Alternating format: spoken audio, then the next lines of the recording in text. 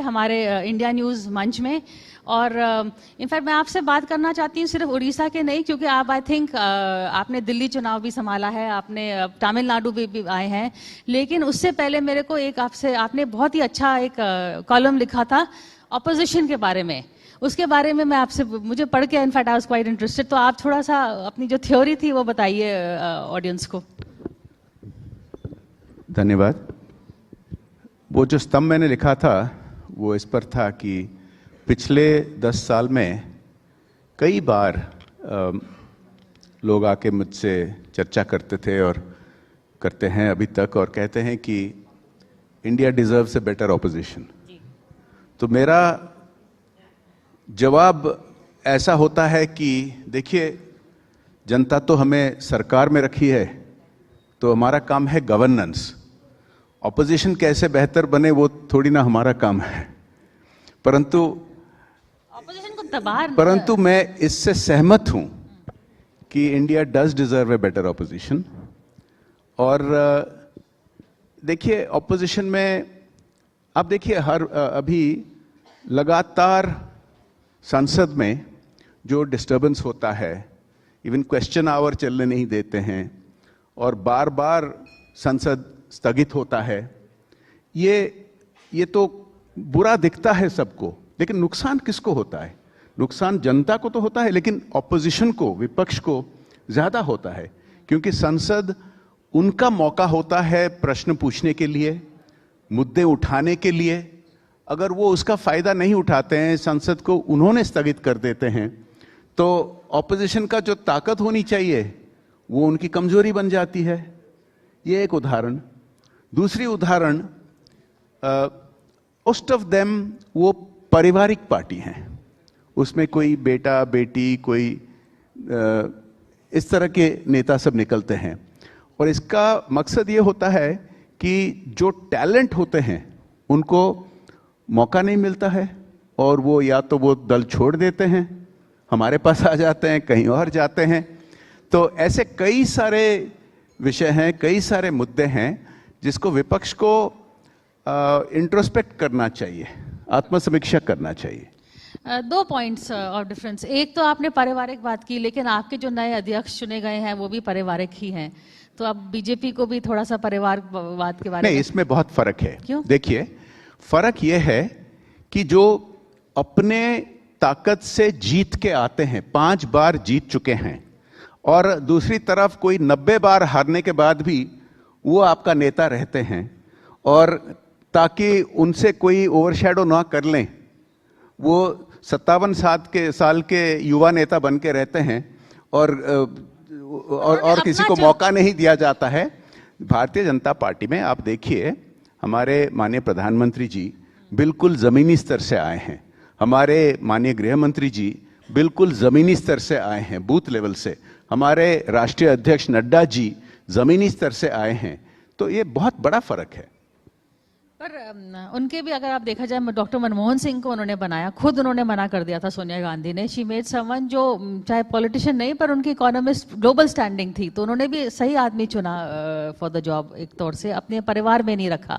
और मेरी दूसरी बात जो आपसे है कि विपक्ष को नेता चुने नहीं जाते हैं किसी परिवार के जरिया, वो नेता नहीं होते हैं।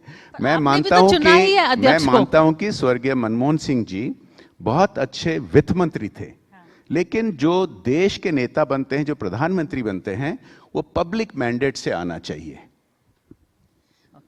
दूसरी बात, आपने कहा कि विपक्ष आपको चाहिए, गुड विपक्ष, लेकिन विपक्ष का कहना है कि हम जब मुद्दे उठाना चाहते हैं तो आप बिल्कुल डिस्ट्रैक्ट कर देते हैं। अब इस समय वंदे मातरम पे डिबेट करना क्या है, वो सबसे इंपॉर्टेंट मुद्दा था। मैं नहीं कहती डिबेट मत करिए, लेकिन पोल्यूशन की बात हो जाए, इंडिगो क्राइसिस की बात हो जाए, इकोनॉमी की बात हो जाए, सेफ इंटेलिजेंस फेलियर्स की बात हो जाए, ये बातें ज्यादा इंपॉर्टेंट नहीं थी? देखिए, ये गलत आरोप को ऐसा एम्प्लीफाई करना नहीं चाहिए। हर कोई विषय पर, हर कोई, मैं बीएससी का मेंबर हूं, बिजनेस एडवाइजरी कमेटी का मेंबर हूं लोकसभा में। हर कोई विषय पर जो माननीय प्रधानमंत्री जी ने फ्लोर ऑफ द हाउस पे कहे हैं, हमारे पार्लियामेंट्री अफेयर्स किरण रिजिजू जी ने कहे हैं, हम हर कोई विषय पर चर्चा करने के लिए तैयार हैं। जैसे कि इलेक्टोरल रिफॉर्म्स पर चर्चा हुआ, इन्होंने वो दावी कर रहे थे, वो चर्चा हुआ, लेकिन काफी सारे वो एक्सपोज हो गए हैं। वंदे मातरम के बारे आप उठा रहे हैं, देखो ये जब जिसको सेस्क्विसेंटेनियल कहते हैं 150 साल पूर्ण हुआ, एक जो Vande Mataram has been such a great motivation हमारे फ्रीडम स्ट्रगल में, और इसकी जो इतिहास थे, तो आप सेलिब्रेट नहीं करना चाहिए 150 इयर्स का? करना चाहिए, लेकिन ये क्या ये सबसे ही इंपॉर्टेंट मुद्दा, और आप सेलिब्रेट नहीं कर रहे थे, आप तो ज्यादा आरोप कर रहे थे। There was a political agenda. देखिए ऐसा प्रॉब्लम क्या है कि हम इतिहास की सच्चाई अगर बताते हैं, कुछ लोगों को बुरा लगता है, उनको लगता है कि ये आरोप है, लेकिन वंदे मातरम का इतिहास जो हमारे स्वाधीनता संग्राम में एक बहुत बड़ा अहम भूमिका उसकी रही है, और उसका क्या इतिहास था, कैसे उसको दबाया जाने के लिए कोशिश किया जाया था, वो भी चर्चा होना चाहिए था। लेकिन इसके अलावा पोल्यूशन के बारे, इसके अलावा इलेक्टोरल रिफॉर्म्स के बारे, इसके अलावा अभी इंश्योरेंस बिल पर चर्चा हो रहा था, सब कुछ हम तैयार हैं करने के लिए। लेकिन मैं फिर से कहूंगा कि विपक्ष का अपना नुकसान होता है जब वो पार्लियामेंट को फोर्सिबली डिस्टर्ब करते हैं या स्थगित कराते हैं। लेकिन एक और जो अभी हमने दो अहम डिबेट्स देखी इस विंटर सेशन में, एक इलेक्टोरल रिफॉर्म्स पे, एक वंदे मातरम पे। एक विपक्ष की मांग थी, एक सरकार की मांग थी बीजेपी की साइड से। देखा जाए तो लगता है कि जो हम अपनी जर्नलिस्ट एनालिसिस कर रहे हैं कि वंदे मातरम की डिबेट में उल्टा हुआ, कांग्रेस को ज्यादा पॉइंट्स मिले, और इलेक्टोरल रिफॉर्म्स की डिबेट में जो विपक्ष चाहती थी उसमें अमित शाह जी ने बिल्कुल बहुत ही अच्छा डिबेट अपना प्रस्ताव रखा, और ऑपोजिशन का मतलब 1-1 हो गया दोनों की तरफ से। लेकिन उल्टी डिबेट्स में, जिस डिबेट में वो चाहते थे वो लूज किया, और आप जो चाहते थे उसमें आप हार गए। मैं नहीं मानता, ये आपका पॉइंट ऑफ व्यू हो सकता है। अगर दोनों डिबेट, आप दोनों डिबेट अगर गौर से देखें तो देखो, ये इलेक्टोरल रिफॉर्म्स पर ये जो गलत आरोप बार बार लगा रहे हैं, ये सालों से लगा रहे थे कि ईवीएम के बारे पूरे एक्सपोज हो गए हैं। अभी जो इलेक्टोरल रोल्स को लेकर चर्चा कर रहे हैं पूरी तरह से एक्सपोज हो गए हैं, क्योंकि यह संवैधानिक तौर से किया जा रहा है। पहले भी 1 बार हो चुका है, अभी भी हो रहा है, जैसे exactly as it is designed in the constitution. Vande Mataram के बारे आप कह रहे हैं कि उनको पॉइंट्स मिला, मुझे तो ऐसा नहीं लगा। मैं हाउस में बैठा था, मैं सुन रहा था, मैं देख रहा था, मुझे लगा कि ये जो वंदे मातरम को हमें सेलिब्रेट करना चाहिए, जो ये सेलिब्रेट करना नहीं चाहते थे। और क्या कारण था, क्यों नहीं सेलिब्रेट करना चाहते थे? क्योंकि जिन्ना के मुस्लिम लीग के तरफ से उन पर दबाव था, और वो दबाव को मानकर झुक गए थे। ये जो एक्सपोज हुआ, तो I don't think they gained the point that you think they did. क्योंकि उसमें और भी बातें आ गई ना कि आरएसएस ने कभी वंदे मातरम देश की रक्षा के समय नहीं कहा था। हिंदू महासभा और मुस्लिम लीग का जो तालमेल था, उसके बारे में भी बात आ गई। तो जो पॉइंट आप कहना चाहते थे कि ये मुस्लिम अपीजमेंट कर रहे हैं, वो उल्टा आपके ऊपर आ गया थोड़ा सा। बिल्कुल कि नहीं। आपने राष्ट्रवाद, जो आप नेशनलिज्म बोल रहे हैं, आपने फ्रीडम स्ट्रगल में ही नहीं किया कुछ काम। बिल्कुल नहीं। देखिए, वो इतिहास को गलत तरह से उसको प्रेजेंट कर रहे थे। और आज की स्थिति क्या है? आज की स्थिति यह है कि भारतीयता को लेकर जब कुछ सवाल उठता है, इनका जो विपक्ष के प्रमुख दल का जो स्टैंड होता है, आप उसको कंपेयर करिए 1940 के दशक में मुस्लिम लीग का क्या स्टैंड होता था। आपको लगेगा कि यह लगभग बराबर वही स्टैंड है। ये इतिहास कह रहा है, मैं नहीं कह रहा हूं। तो ये सच्चाई तो आ ही गया ना लोगों के सामने। अच्छा, एक मैंने आपसे काफी टाइम हमने इंटरव्यूज भी करे हैं, और मुझे पता है apart from being a BJP member, आप अच्छे पॉलिटिकल एनालिस्ट भी हैं। तो अगर मैं आपसे पूछूं, भेदभाव के छोड़कर के ऑपोजिशन में आपको क्या लगता है कि who is the strongest and who is the weakest in the India alliance? देखिए, ये इंडिया अलायंस में जो उनके जो युवा नेता हैं, वो जहां जहां जाके कैंपेन करते हैं, हमें कोई इतराज नहीं है, क्योंकि फायदा तो हमें ही मिलता है। लेकिन ये भी देखिए, वो जिस तरह का मुद्दा लेकर सामने आते हैं, वो उनको ही नुकसान करता है। और आपको अभी देखने को मिला है कि निकट में जो चुनाव हुए हैं, उनके अपने अलायंस पार्टनर्स उनसे दूरता रखते हैं। ये जो इलेक्टोरल रोल्स को लेकर गलत वोट चोरी का आरोप लगा रहे हैं, उनके अपने इलेक्टोरल अलायंस पार्टनर्स उसको स्वीकार नहीं करते हैं। ऐसे वो जो मुद्दे उठाते हैं, लगता है कि वो उनका पारिवारिक इश्यूज है या व्यक्तिगत इश्यूज हैं, वो देश के हित में तो जो मुद्दा उठाना चाहिए नहीं उठाते हैं। तो मुझे लगता है कि इंडिया अलायंस में जो आप वीकनेस के बारे पूछ रहे थे या स्ट्रेंथ के बारे पूछ रहे थे, उनकी सबसे बड़ी वीकनेस है कि there is no common thread binding them together.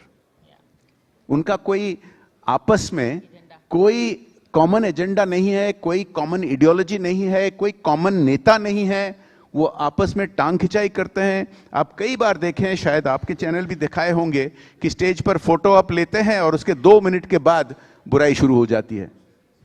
और उनका अगर हो सकता है कोई कॉमन नेता, एक तो आपने चुरा लिया नीतीश कुमार को और कौन बन सकते हैं जो जिनकी क्रेडिबिलिटी हो और जो सबको साथ ले जाए? नीतीश जी का track record, the vast majority of his career, वो एंटी कांग्रेस आंदोलन करके इंडिया अलायंस में सारे ही एंटी कांग्रेस आधे लोग हैं या वो कांग्रेस छोड़ के गए हैं। वो अपने वो पारिवारिक पॉलिटिक्स को लेकर कुछ गठबंधन बनाए हैं, लेकिन धीरे धीरे ये बदल रहा है। धीरे धीरे देखिए, आप अभी असम के बारे चर्चा कर रहे थे। असम में जब मैं 5 साल पहले मैं दायित्व में था चुनाव का और अभी भी जा रहा हूं, एक समय था, 1 दशक पहले कहा जाता था कि असम में भारतीय जनता पार्टी कभी भी सरकार नहीं बना पाएगी। अभी हम 2 बार बना चुके हैं, अभी तीसरी बार बनाने जा रहे हैं। हमें कहा जाता था कि डेमोग्राफिक्स के कारण कई प्रदेशों में हम जीत नहीं सकते हैं। आप गोवा में देखे हैं, जो डेमोग्राफिक्स कहा जाता था हमें वोट नहीं देते हैं, देने लगे हैं पिछले 10 साल में। अभी इस हफ्ता आपने देखा केरल में तिरुवनंतपुरम में एक ऐतिहासिक जीत हुई है। ऐसे आप और भी देखेंगे आने वाले दिनों में, क्योंकि हम भारत के हित में काम करते हैं, हम देश के हित में काम करते हैं। हम एक राष्ट्रवादी पार्टी है। इसकी असलियत धीरे धीरे हर जगह, हर प्रदेश में पहुंच रही है। जय पांडा जी, आखिरी में आप असम गए थे, असम में जीत हुई। दिल्ली में आपको इंचार्ज हुए थे, दिल्ली में भी बीजेपी की सरकार बहुत समय के बाद आई।